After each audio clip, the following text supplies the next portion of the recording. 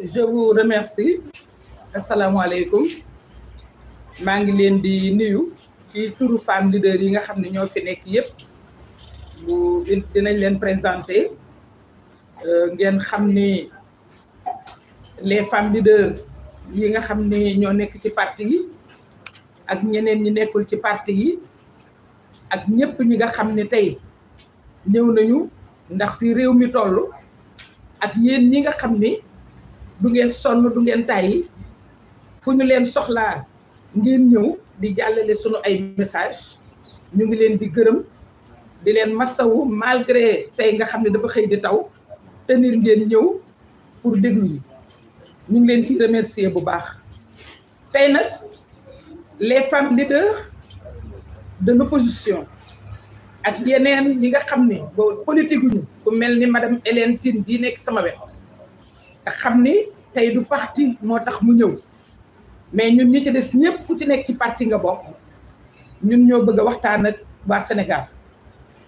à travers yéen ñii situation bi nag dafa nekk situation bu grave situation boo xam ni ku nekk nga koy sentir mais jigéen ñi ñoo ko gën a sentir ndax situation la boo xam ne dafa nekk benn dëkk boo xam ni bateau la boo xam ne dafa mel ni dafay tànge rek te amul capitaine xamuñu fu ñu jëmee donc jàpp leen ne suñu toogaay bii tey alerte la ndax su dëkk demee ba nga xam ni borom kër yi mënatuñu dundal seen njaboot ndax amatuñu seen pouvoir d'achat jeex na dëkk su demee ba borom kër yi mënatuñu faj seen njaboot dëkk su demee ba borom kër yi mënatuñu jàngal seen njaboot dëkk boobu dañ ko war a waxtaane te dem nañ ba xam ni président bi fi nekk atteindre na ay limites ndax amatuñu sécurité justice bi doxul te bu justice bi doxul nag foofu dama fiy taxaw balaa may jox sama mbokk jigéen ñi bu justice doxul nag dafay interpeller tout le monde mais dafay interpeller particulièrement les femmes ndax injustice mooy source de violence te loolu lañu gis aujourd'hui ci réew mi yàlla def aussi ñu am loo xam ne jigéenu Sénégal dañ koy bàkkoo muy li ñu wax la parité muy un acquis démocratique di une question de justice sociale. Cette parité est aujourd'hui menacée. La parité est menacée et depuis l'accession du président Macky Sall ci la parité menacée ci la parité menacée te tey wane na ko moom moo dem ba France waxul ak yéen de waa France la waxal ndax xam nañ ni France la diplomatie de la parité dafa dox ndax de réew yu bari dañu ñee Sénégal ndax la parité mu bëgg a doxal diplomatie boobu daal di tudd la parité or benn liste ci Sénégal tey moo fi amul parité mooy la liste de Benno Bokk Yaakaar donc suñu sukkandikoo ci li président de la République ci boppam wax dañ koy jël au mot wax ko ni ko comme que nee na toute liste qui ne respecte pas la parité est irrecevable moom waxu ko daf ko répété rek parce que L149 moo ko wax dañu bëgg wax ko ni ko Benno Bokk Yaakaar warul bokk ci élection yi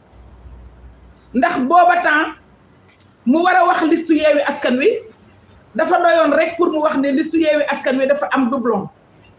su boobaa tubaab yi dinañu xool lan mooy doublon est-ce que doublon prévoir nañ ko ci code électoral bi déedéet dañ koy wax ni ko kon doublon vide juridique la vide juridique boobu ñu war a profiter moom la ñu privé tey ndax doublon kenn prévoir ko fenn article 173 dernier alinéa ñaari cas la war a wax de doublon ñaari cas daf ni su fekkee ni benn nit dafa nekk ci liste départementale nekk ci liste nationale dañ ko mën na rendre la candidature de l'individu irrecevable mais du rendre liste bi irrecevable dafay rendre candidature bi rek lay yàq mais du yàq liste bi ñu ni su fekkee ni da nga bokk ci ñaari département bokk Dakar bokk Rufisque de effectivement candidature bi baaxul mais sax du yàq liste bi fii nag benn liste la te ma insister ci benn liste parce que seen parité boobu ñu bañ a respecté seen liste boobu moo warul a recevoir parce que respecté wuñ ci parité te ma fàttali ni la liste est une et indivisible benn liste nag su fekkee ni dafa am ñaari côté titulaire ak suppléant nit ki nekk ci titulaire nekk ci suppléant kenn mënul wax ni liste boobu dañ koy rejeter candidature bi inéligibilité la ñu mën a wax par rapport à la candidature mais kenn du wax problème mu liste loolu mu ñu teg nag ñu nekk di ko wax di ko waxaat lu nekk def nañu ko depuis le début bi ñu amee partenariat ak wàllu dafa daal di bëgg disqualifier la liste wàllu daal di ni seen parrainage matul au même moment muy wax naan la liste de wàllu matul ci même moment bi ñoom la seen liste parrainage ëpp taxul mu jël ko en compte parce que ñoom seen liste yëpp lañu waroon a rejeter parce que seen parrainage dafa ëpp ñun ñu daal di dajaloo en toute solidarité def tout ak suñu doom ba mu remplacer defar liste yëpp ba wàllu déposé ñu décidé bi ñu leen jàppee ci problème mu parité ngeen dégg seen mandataire accusé 15 listes départementales ni 15 listes départementales yi dañu paritaire te ñun ba depuis le début boo ngeen gisee jigéen ñaa ngi door a toog parité bi lu ñu ñor la ba ñu waxee la liste de Dakar ñun seetuñu sax vide juridique bi ñi ko war a seet nañ ko ba Dakar déposé mais ñun ba ñu nee amul parité rek ñun ca lañ ca noppi déggu leen benn jigéen jéem ko défendre parce que ñun parité boobu la ñuy wàllee ji donc du ñu nangu ku ko torpiller ñu defar liste Dakar d'autant plus que liste Dakar boobu en passant ba ñu nee dañ koy rejeté ca bañ koy rejeté liste ba yëpp lañ rejeté kenn jéemu ko amputé kenn jéemu ko divisé ñu ñëwati foofu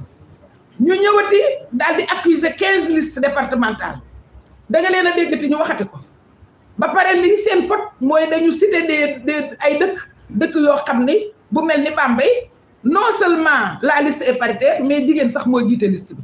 donc pour wax leen rek ni leen à chaque fois ñu ngi ñuy wutal des torts pour jéem a atteindre la liste de Yewwi Askan Wi loolu nag jigéen ñi mënuñu ko seetaan parce que jigéen nanguwul injustice l'injustice est inélégante jigéen nanguwul kuy gënale loolu moo tax jigéen ñi jóg non seulement jóg mais pour alerter jigéen ñi jóg tam tey pour appeler à manifester le 17 ndax le 17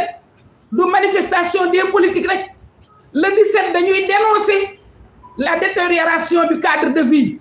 le 17 dañuy dénoncer la dégradation des conditions de vie des populations sénégalaises le 17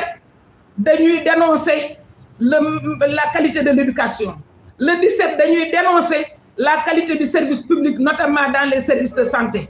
le 17 dañuy dénoncer la réduction du pouvoir d'achat du Sénégalais aujourd'hui mais aussi le 17 dañuy alerter loolu moo tax ñuy woo ñëpp le 17 pour wax ni du politique yi rek la intéressé parce que injustice dal na ci kaw politique yi waaye bu ñu alerter dañuy fàttali ni injustice boo gis am na lu koy faj te li koy faj dañuy ragal mu nekk violence te ñun violence arrangé wuñu ñun jigéen ñi kuy def violence arrangé wuñu kon ñun dañu bëgg ngeen ku artuwul nag dina àtte te tey jii bu kenn jàpp ni tu n'es pas concerné tout le monde est concerné c'est une injustice boo xam ne affaire maa tey la ñu di ko def di jaay doole te jaay doole boo gis dafa am fu muy yem ndaxte nag nit ñi tollootuñu foo xam ne dañ naan bàyyi naa la ak yàlla donte ne yàlla moo ëpp doole ñëpp kon li nga xam ne moo am je pense que jar na waxtaanee te dinañ jox léegi les responsables des partis ñu wax ci kenn ku ci nekk ñu présenter leen wax leen parti yi nga xam ne ñoo fi teew déjà avant may sori la présidente Hélène Tine ku nekk xam na ci son esprit de justice et d'équité ku mën a xeex injustice la xam nañ ci dara bokk nañ ay cadre yu ñu xeexe injustice am na cadre yoo xam ne daf koy intégrer lii avant ñu koy def ñun moom fekk na bëggoon na def déclaration boo xam ne avec d'autres femmes comme ñun ñii ñu ci bëri ci ñun donc lii moom opportunité la pour que effectivement mu élever la voix ci loolu Donc la présidente des femmes de Pastef madame le maire Maïmouna Dièye mu ngi fii toog la présidente des femmes de Taxawu Sénégal madame Aïssatou Fall mu ngi fi la présidente des femmes de moom ku ci nekk ak ñi nga àndal bu ma leen waxee rek waxaale naa leen madame Maïmouna Bousso am ngeen habitude di ko gis elle est femme leader membre de la conférence des leaders madame Oulimata Guiro députée du PUR madame Koumba Keita ànd ak Aminata Linguère Ndiaye ñoom ñaar grand parti Ami Collé Niang moo ñu accueillir la présidente des femmes du PRP donc de Déthié Fall mu ngi nii moo ñu accueillir vraiment suba ba léegi mu ngi ñuy gâté donc madame Daba Mbaye de ànd saxal liggéey madame Thiaba Mbaye de ànd saxal liggéey moom itam Mami Gueye Taxawu la nekk Aminata Diaw ànd la nekk wax naa Koumba Keita léegi bu grand parti moo Mami Linguère ñoo ànd Thiaba Mbaye la grande syndicaliste moom tam xam ngeen ko Khady Ndiaye elle est conseillère Golf Sud Ndeye Mbodj elle est conseillère à la SICAP ñoom itam donc defe naa présenté naa leen jigéen ñi fi nekk ndax am na ku ma fàtte madame Silla Khady Niang Pem moom ak madame Tall ñoom itam Pem la ñu nekk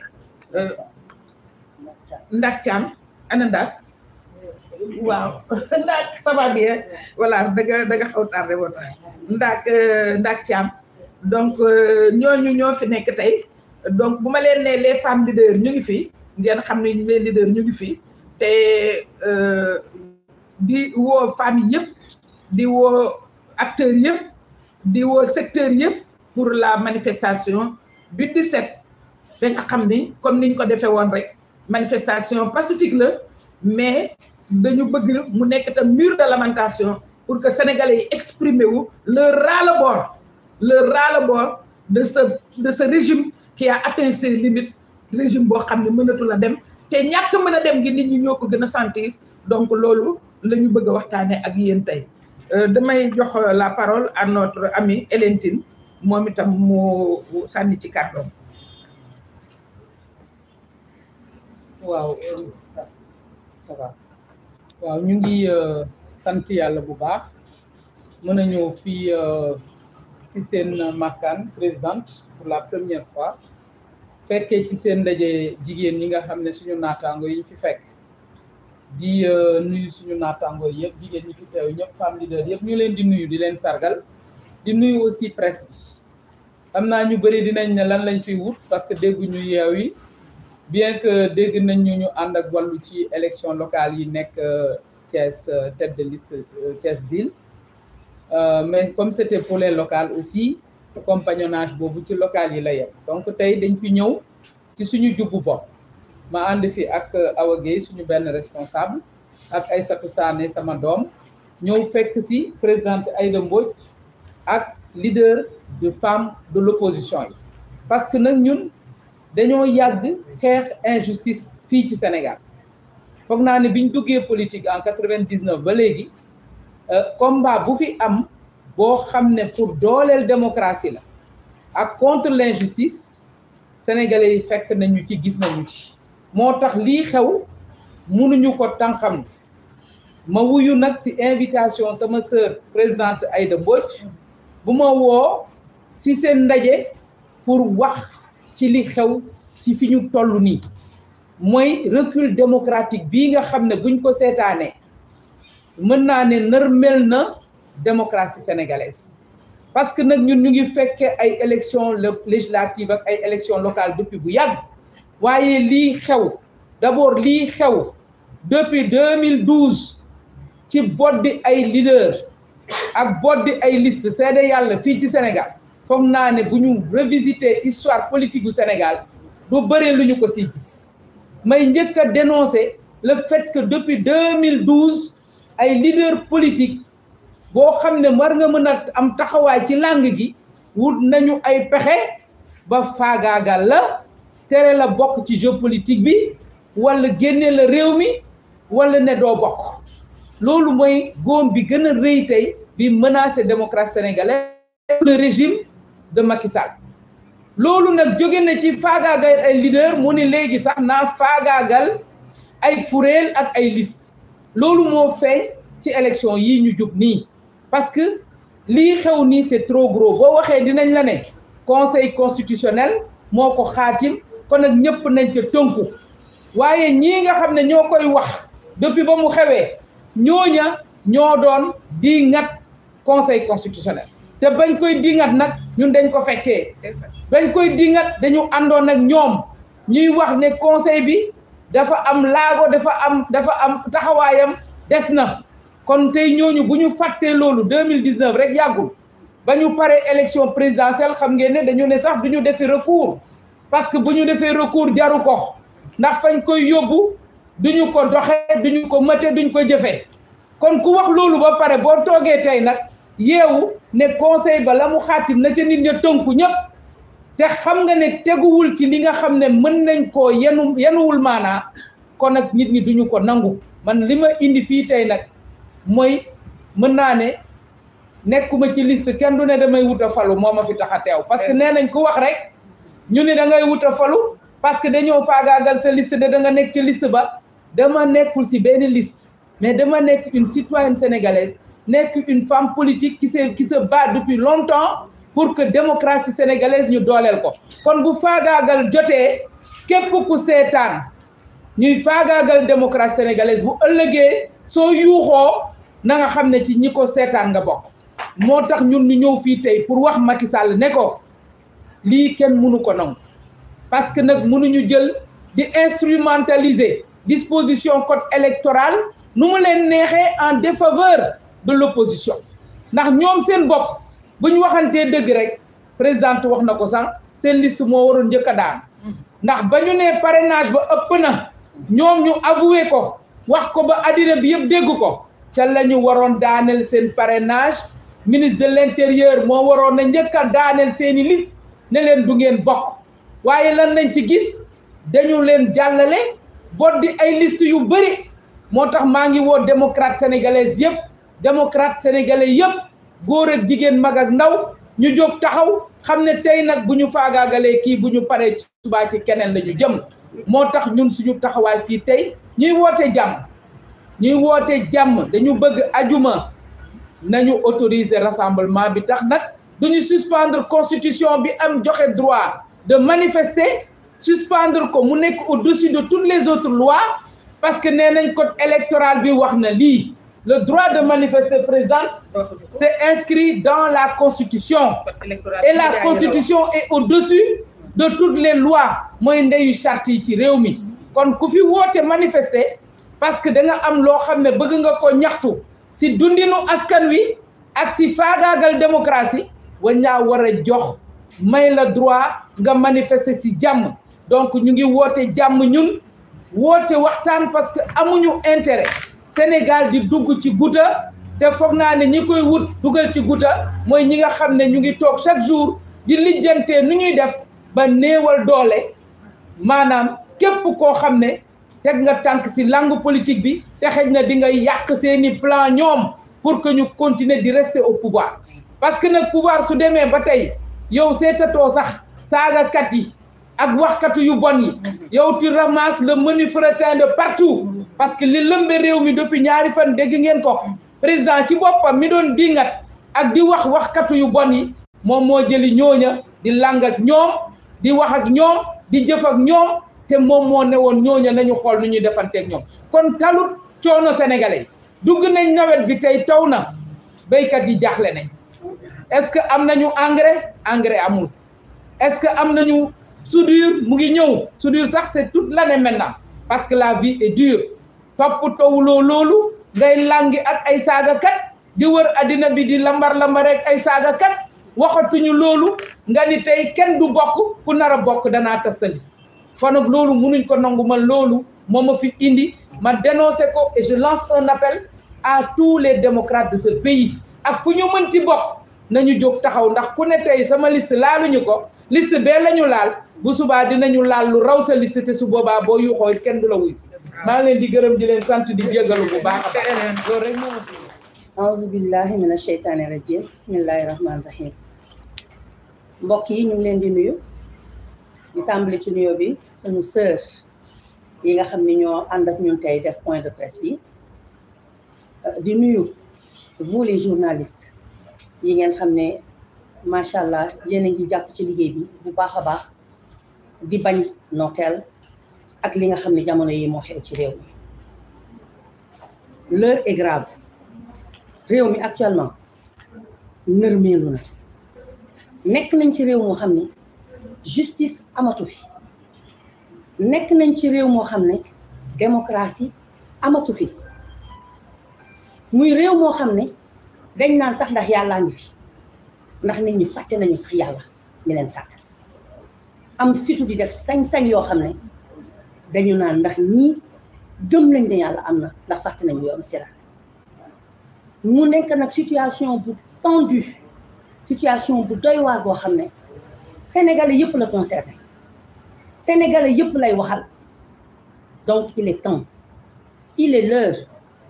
pour que les sénégalais réagissent métit bii ñuy dund bu weesoo sax ci politique bi mais tous les foyers du Sénégal jigéen ñaa nga fay souffrir cherté de la vie bi métti na métti boo xam ne jigéen booy waxal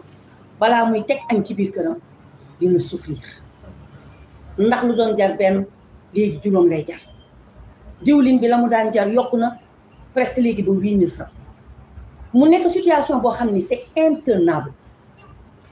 te foog naa ni nit ñi ñii di def seen lii ñuy def muy Macky Sall ak ñoñom réaliser wuñu ni situation bi dafa ëpp sénégalais yaa ngi xeex pour dund pour bañ a dee moom muy prôné yi nga xamante ni moom la société war a gën a sib muy nit ku dul wax dëgg muy nit koo xam ne sa intérêt kese ngay dox mais lu mel ni ñu jël ministre de l'intérieur dénk ko lépp li nga xamante ni mooy sunu sécurité réew mu jël ko di ko foowe di ko salfaañi président boo xam ne ñi ko daan xas démb di ko saaga ñi nga xamante ni ñoo ko daan sonal tey mu jël leen teg ci wetam pour lan ni wane ni moom moo yore doole ji waaye fàtte na doole yi suñu bopp ba tax na tey dama naan Macky Sall Sénégal nekkatul ci ay priorité intérêt sénégalais yi njëriñu sénégalais yi su ma yox Sénégal na population moo tax nekkatul intérêt am moom waaye nag ñun ñoo ko mën a fajal suñu bopp le 8 juin bii ku mu doyul dara du la doy le 8 juin bii passé li mu gis waroon na koo yee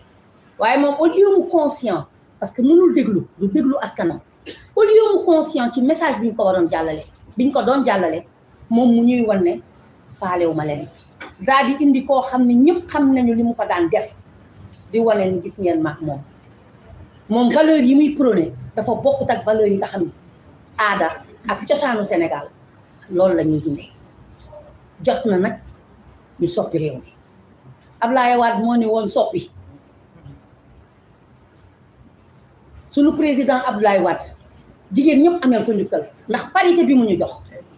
kenn mënu ko koo fay ndax modèle la tey ji ci Afrique fu ma dem dañuy wax seen réew yéen démocratie moo fa am ndax parité bi ñoom ñu bëgg ko te amuñu ko Macky Sall la ñoo bëgg ci dëggate ay tànkam di toroxal parité Abdoulaye Wade moomu moo ne woon soppi waaye président Ousmane Sonko teg si ne jot na mani kon soppi jot na ñu wàllu ndax coalition yee ko matal Yewwi Askan Wi loolu nag bu ko Macky Sall comprendreul dinañ ko wan le 17 ne ko soppi jot na ñu wàllu te Yewwi Askan Wi te bu soobee yàlla na mu meloon le 8 nu ko raw lay mel ndax xam ngeen ni bu jigéen ñi ayee dara du set dina jaar yoon dina mat sëkk ñu ciy woon nag képp kuy jigéen ci Sénégal képp koo xam ni balaa ngay jox sa njaboot mu lekk da ngay sonn képp koo xam ni say doom jànguñu ni ñu war a jàngi képp koo xam ni say doom jàng nañu ba yor seeni lijaasa sax toog ci biir kër gi di la wéttali boo leen joxul ndekki duñu dem képp koo xam ni balaa ngay am ndox danga koy rooti ji képp koo xam ni boo feebaree da ngay sonn pour nga faju wala sa njaboot faju cet appel est lancé à toutes les femmes vulnérables qui souffrent dans ce pays ñu ngi leen di woo nag 15 heures na ñëpp daje jigéen ñi kese bu ñu jugee taxaw foofu kenn du fa xaj waxatuma la ak sunuy doom a nga fay ñëw te sunuy càmmiñ nga fay ñëw waaye vendredi bii le 17 bisub jigéen ñi la ma ciy lancé appel na toutes les femmes du Sénégal bu dee sareet bu dee taxi bu dee car bu dee lu mu mën a doon na ngeen ko jël te xam ne ba su dee bu jotee ku muy góor waroo cee dund on appelle tout le monde dans la paix ndax jàmm rek moo ñu tax a jóg biir bu xiifee jooy kon bu ñu jooyee nañ ñoo war a bàyyi ñu jooy ko fañ ko war a jooyee place de la nation la ñu wax kon c'est la nation sénégalaise qui est interpellée le droit de manifester honorable Hélène Tine wax na ko léegi ñu koy gërëm ci taxawaayam ndax taxaw na taxawaay bi jigéen ñëpp war a am et on te félicite pour ton courage di wax rek ni bis boobu jàmm lañ ci bëgg maye nañ ñu le 8 juin nañu fexe ba le 17 duñ ci teggi dara te loolu mooy courage politique démocratie bu amee ci réew loolu moo fay am donc Macky Sall ñu ngi lay avertir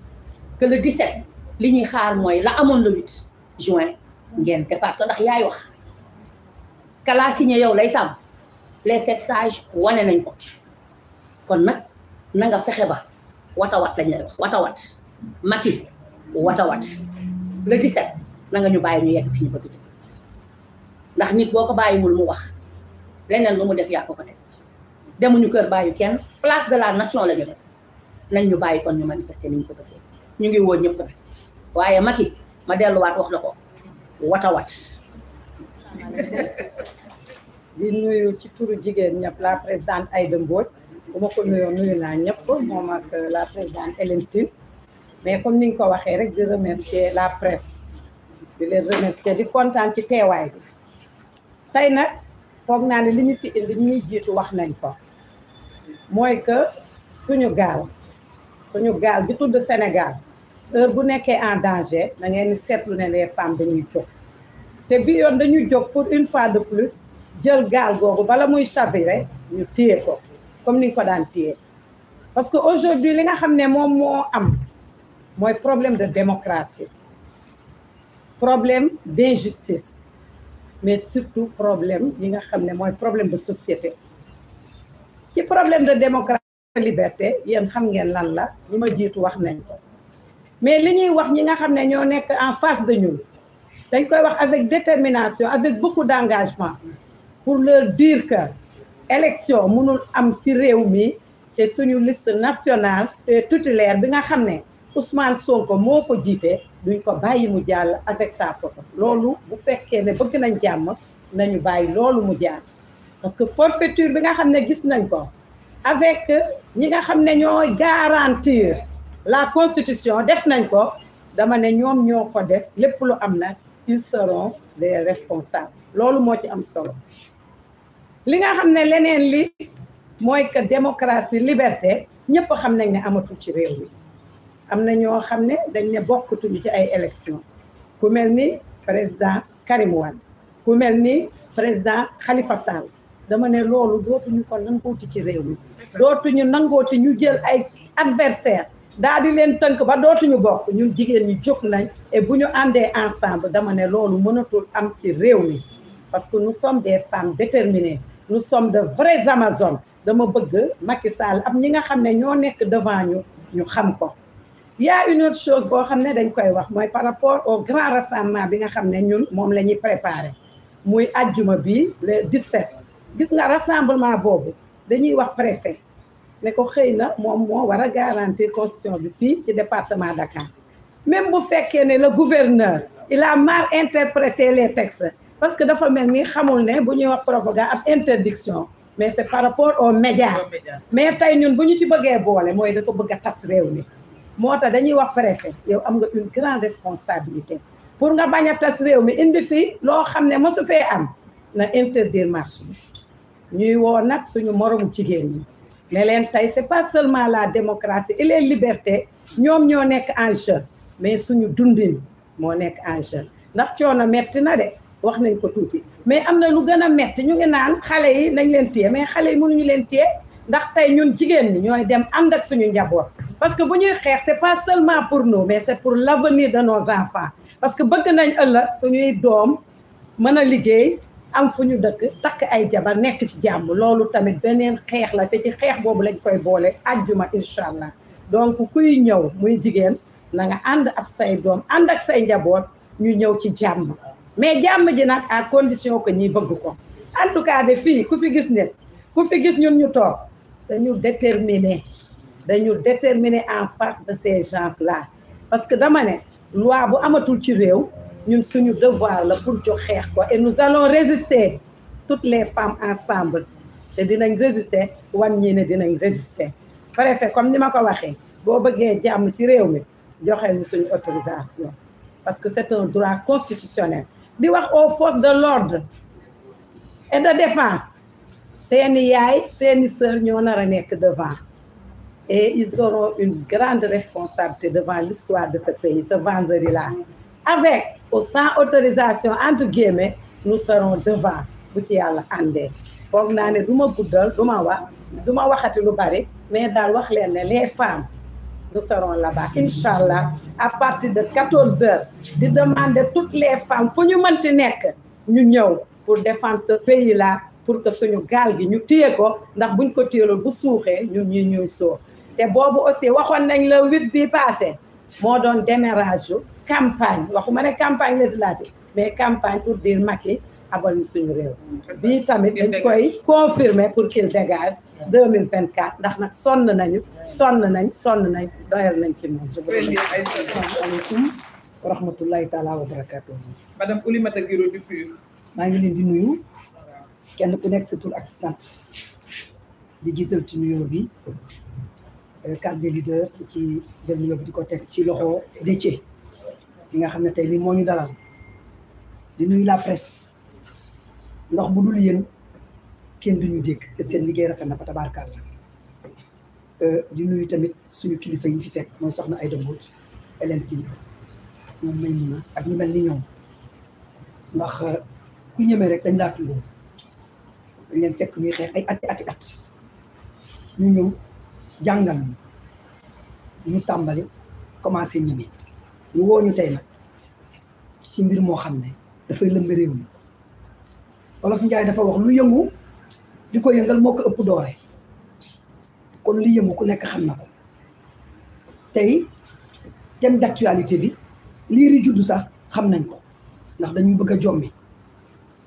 man nag ki ñuy bëgg a jommal mooy la justice te dama yaakaar ne caaxaan baaxul ñun ay député lañu man mii di wax ak yéen ci commission des lois laa bokk fa ñuy wotee loi foofu laa bokk ca taabal jooju laay waxee mu mel ni nag téere bi ñu yor code électoral ay milliards lañ ci def pour génne ko pour jox ko askan wi ñu ci gëstu di ci référé wu di ci orienté nit ñi kon ci milliards yooyu xejoon ci xale yi xejoon ci jigéen ñi on a parlé tout de suite de la pauvreté il y a une extrême pauvreté et les femmes sont les premières victimes de la pauvreté suñu demee ba ñu xiifloo leen ba ñu sonn ba élection di ñëw dañuy yokk lu ne système bi xam nañ ko ba nga xam ne kenn du am loo dundee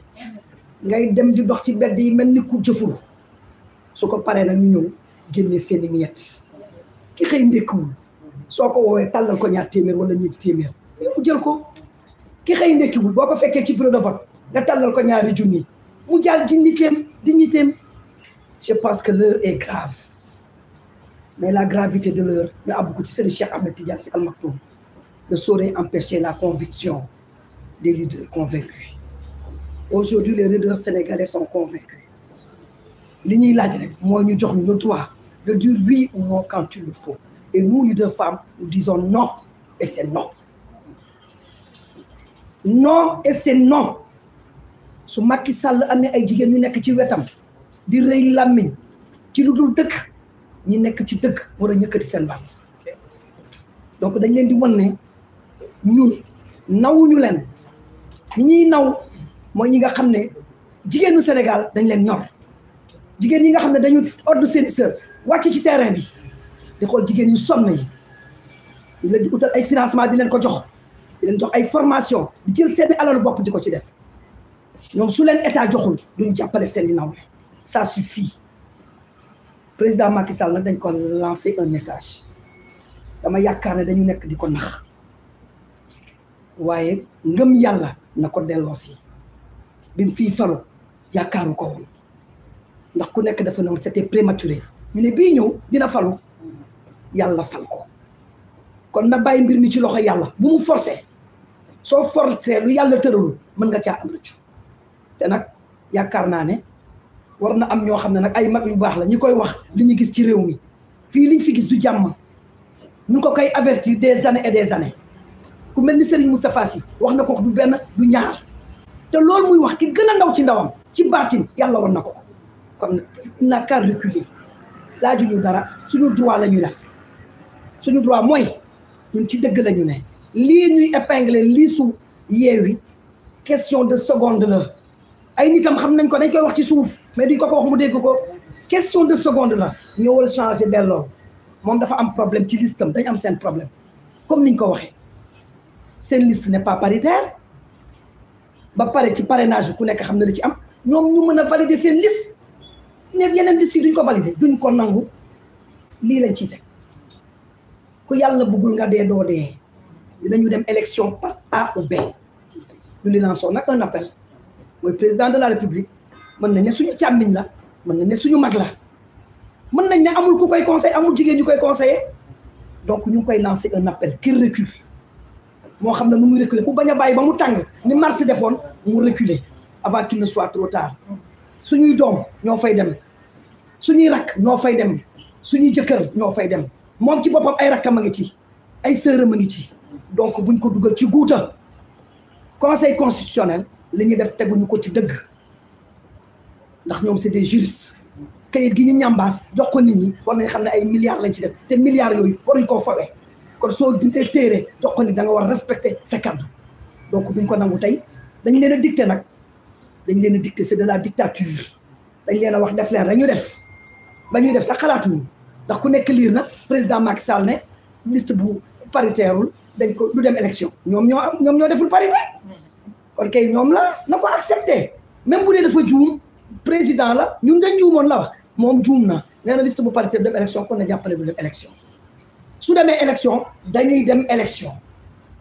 suñu demul élection du dem élection c'est clair et précis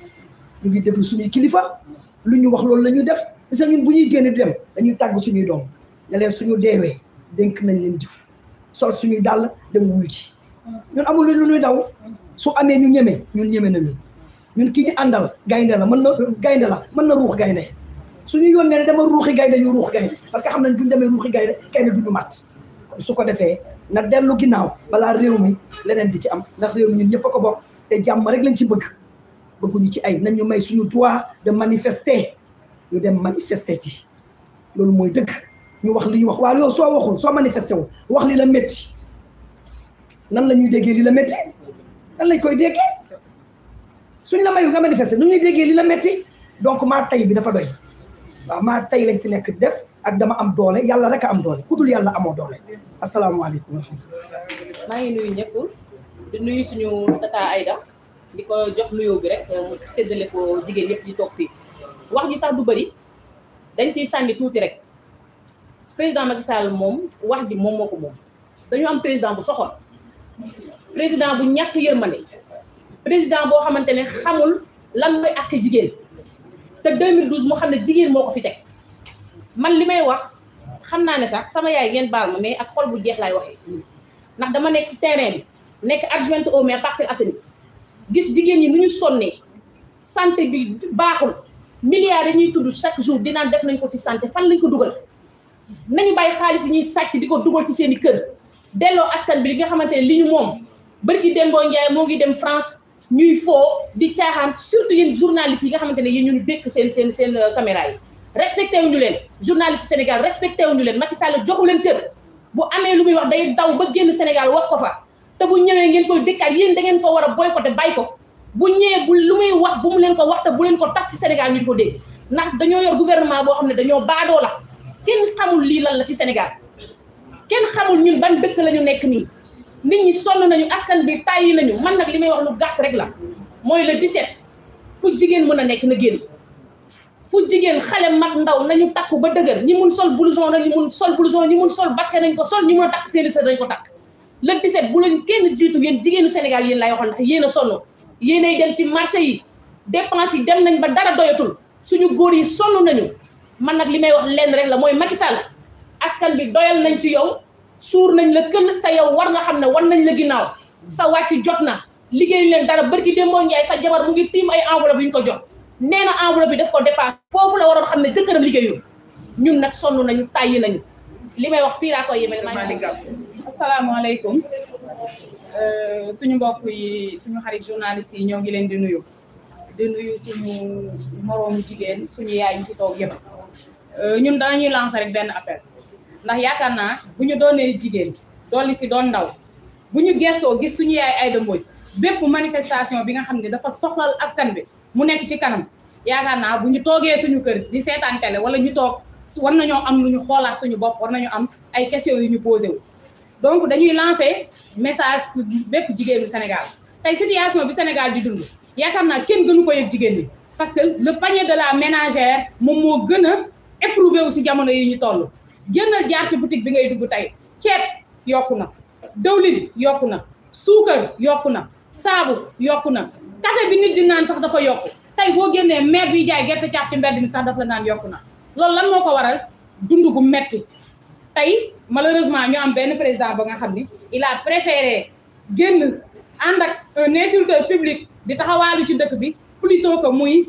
pensé wu ci problème yi nga xam ne moom la situation bi di dund tey boo xoolee nguuram te di ngeen ko gis ci semaine bii di ñëw ñoom ñëpp takk nañ seen ay bagages takk nañ seen ay jaaj daw nañ dem France dañuy fecc ji dañuy wayu pendant ce temps là Sénégal tey jigéen ñaa ngi souffrir tey benn yaay du nelaw bu sa doom génnee bu 20h jotee li sa doom wàccul boo tëddee doo nelaw numéro boo xam di nga ko woote pour xam fu mu nekk lan moo ko waral insécurité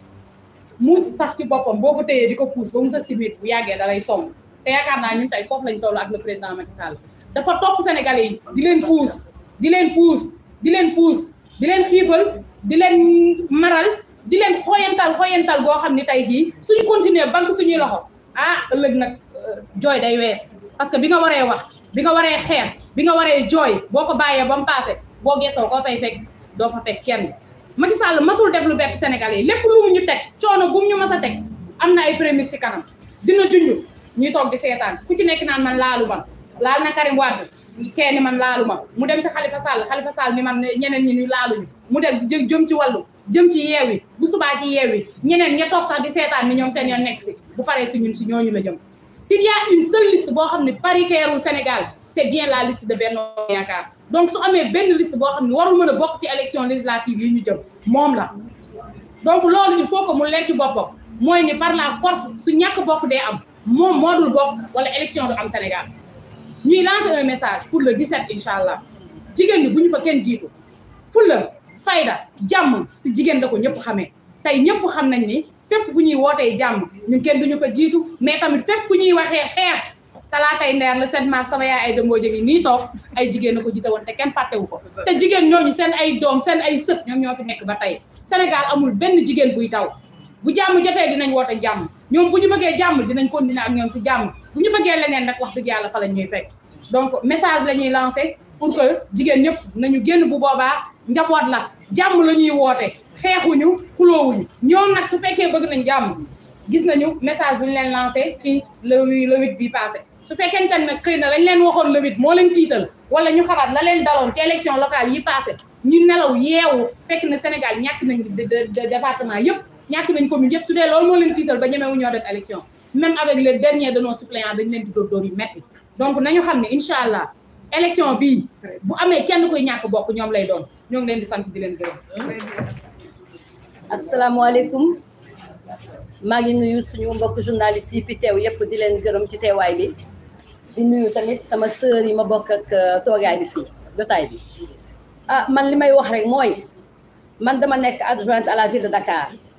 am lu ma fa gis mooy tabaski jii di jege si nit ñi sonn nañ sonn boo xamante ne boo gisee demande yi da ngay waaru commune Hann Bel-Air Guémba dëkk même chose nit ñi dañuy rang def ay demande suba ba ngoon yow président de la république nga gis loolu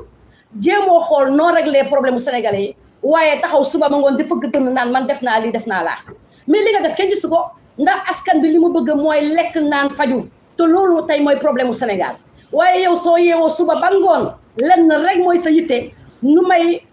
yàqee liste Yewwi Askan Wi nu may fexee ba nga xamante ne leader Yewwi Askan Wi duñu bokk lenn na ko tiital mooy liste titulaire ba nga xam ne Ousmane Sonko ko jiite ak ñu mel ne sama grande sœur Aïda Mbodj ñooñu la ragal ñemewu leen moo tax ñemewu la jànkaarloo ñoom yow bu fekkee da nga ne liggéey nga man def naa lii def naa laa seen nit di ko bàkkoo seen jigéen ñi fu ñu toog di wax ay wax kasaw yoo xam ne kenn mënu koo dégg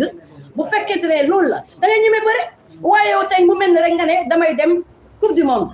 ñu ne tey waa liste titulaire ba nga xam ne fa la Sadio Mané nekk dañ koy teg de côté daal na nañ jël suppléant ñu nekkoon ca Bamba nga xam ne kenn xamu leen ñooñu laa ñeme ñooñu laa jàmbaarloo loolu di ngeen ko nangu xam nga du ngeen ko nangu donc titulaire bi nga xamante ne ñoom Sadio Mané ñoo fa nekk kàngaam yaa fa nekk boobu la bañ a jàkkaarloog ndax moom ñemewul loolu ñun ñëpp xam nañ ko te loolu ñun tey duñu ko nangu tey duñu ko nangu ëllëg ndax fii dañ ne démocratie bi nga xamante ne na dëkk yëpp dañ ñu ko soppee nawee ñu ko dëkk Afrique boo dem ñu naan Sénégal démocratie loolu du fi dañ duñu nangu nag tey président Macky Sall di ko yàq ñu toog di seetaan ndax buñ ko seetaanee tey ëllëg suñu doom ne nañu waaye yéen président Macky Sall ba muy def lii fu ngeen nekkoon xanaa da ngeen toog leen na yàq sax mel ne yaafuus duñ ko nangu ñun duñu yaafuusu kenn li ñuy wax tey mooy na ñëpp ànd ak ñun ci combat bi ñu ngi woo ñëpp nag ci jàmm ak salaam ni ko sama sœur yi waxee ba pare mooy dañoo bëgg le 17 ñëpp génn ñëw taxaw ñu wane ne démocratie am na si dëkk bi ñu wane ne ñun li ñuy jooy pour suñuy doom suñu njaboot tax ñu koy jooy dañu bëgg suñu liste jàll ñëpp bokk en 2017 su ma juumul 47 liste moo amoon fii say 15 ñoo déposé lu ko teewoon mu bàyyi 15 yi peut-être bu dee ñeme nga jàkkaarloo 15 yi ku mën sa morom duma loolu la ñu wax waaye yow tabax sa arène ba mu rafet nga ne waa arène bi rafet na maa ko tabax waaye damay tànn ku may bëree kon da ngaa ragal li muy ragal nag lañ bëgg a xam lan la na woon sénégalais yi ne ñeme na jàkkaarloog ñun xeex ñu dóor ko am cohabitation dem assemblée loi yii muy teg nga xam ne kenn àndu ci ñu mën na ko déet li du fi am cohabitation bu amee mooy tax Sénégal mën a jëm kanam ndax am na yu bëri yu ñu fiy def yoo xamante ne baaxul guddi baaxul bëccëg te ñu ngi koy nangu parce que amuñu choix parce que voté nañ ko parce que il a une assemblée boo xamante ne c'est une majorité mécanique même ñi nekk opposition mu ñi fa nekk bu ñu waxee kenn du leen déglu ñoom ñu voté seen loi muy jàll loolu mooy dakk ñun loolu la ñuy xeex bëgg ngeen jàppale ñu ci xeex bi ñu ngi leen di ñaan yéen ñëpp vendredi ngeen ñëw taxaw jàppale ñu ci combat bi di leen gërëm di leen sant wasalaam. Je remercie toutes les femmes présentes, mais laissez-moi aussi remercier tous les partis, membres de la conférence des leaders, qui se sont déployés effectivement, et particulièrement le président Déthié Fall, qui est venu très tôt et a mis tout en œuvre pour que ce point de presse se passe dans de très bonnes conditions. Je pense que la cause est entendue. Nous allons mobiliser le 17. Nous allons nous faire entendre le 17. Les femmes vont jouer leur partition. Les femmes vont effectivement faire entendre leur voix. Leur voix pour dire au président Macky Sall qu'en matière électorale, tout vide juridique profite aux compétiteurs. Pour dire au président Macky Sall que son conseil constitutionnel, j'ai bien dit son conseil constitutionnel, a posé un acte que personne ne comprend, qu'on peut considérer comme une opportunité politique et non le respect du droit. Le droit n'a pas été dit. Et je l'ai dit la dernière fois, lors de mon discours le 8 juin dernier, que le dernier recours, ce n'est pas le Conseil constitutionnel. Le dernier recours, c'est la population. La population va se faire entendre, dedans ou dehors, dans la rue, si ce n'est pas autorisé, ou bien en ordre organisé. Donc, nous lançons une fois de plus un dernier appel pour demander aux autorités compétentes d'autoriser cette manifestation. Je pense que Yewwi Askan Wi et ses amis ont déjà fait preuve de discipline et d'organisation. Donc, aucun problème ne saurait intervenir si effectivement nous respectons les droits et des autres, des droits consacrés par la Constitution. Aujourd'hui, c'est Benno Bokk Yakaar qui partira selon les désirs du chef aux élections. Aujourd'hui, Yewwi Askan Wi est martyrisé. Aujourd'hui, on fait tout pour écarter Yewwi Askan Wi. Nous allons nous battre, mais nous tenons à exprimer notre point de vue devant l'opinion pour dire à l'opinion que personne n'a le droit d'écarter Yewwi Askan Wi. Les juristes ont fait prévaloir le vide juridique pour relever le caractère inclusif du processus électoral. Ne serait-ce que pour ce caractère inclusif, on devait faire prévaloir ce vide juridique pour laisser à Yewwi Askan Wi sa liste intacte. D'autant plus que la liste est unique et indivisible. Il y a une seule liste. On le dit et on le redit. Cette liste amputée de Benno Bokk Yakaar, on ne pourrait pas la considérer. Et je pense que celle qui doit diriger cette liste doit la refuser. Parce que ça va entrer dans l'histoire sans gloire. On a beau chanter la promotion des femmes, on a beau chanter la tête de liste qui pourrait être historique, mais on ne saurait chanter cette liste de Benno amputée qui va entrer dans l'histoire sans gloire ni honneur. De manière triste, vous avez raison, ma soeur. Donc, les femmes aujourd'hui sont debout. Et dañuy wax ne ñetti tàccu jigéen nag xajul ci benn boppu góor. Ah jigéen ñi tàccu leen seen ñetti tàccu. leen seen tàccu jigéen xajul ci benn boppu góor. te ajjuma nag Macky Sall dina jot ñetti tàccu jigéen. ajjuma Macky Sall dina jot ñetti tàccu jigéen. ñu ne ko jigéen ñi xiif nañ seen njaboot xiif nañ. dinañ ko ne jigéen ñi fajuwuñu seen njaboot fajuwul. dinañ ko ne jigéen ñi seen njaboot jàngul. dinañ ko ne sunu mbokk baykat ya ñu bàyyi ca tool ya amuñu engrais. te problème yii yëpp li ko war daal mooy président bu tëlee. président bu tëlee mooy jël lu dul priorité def ko priorité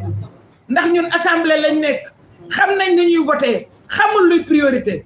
dañ ko dama ne jigéen ñi bu ngeen dooree Macky Sall seen ñetti tàccu yi prononcé leen seen départ pour le départ de Macky Sall ñetti tàccu jigéen ñi ñetti tàccu jigéen ñi je vous remercie.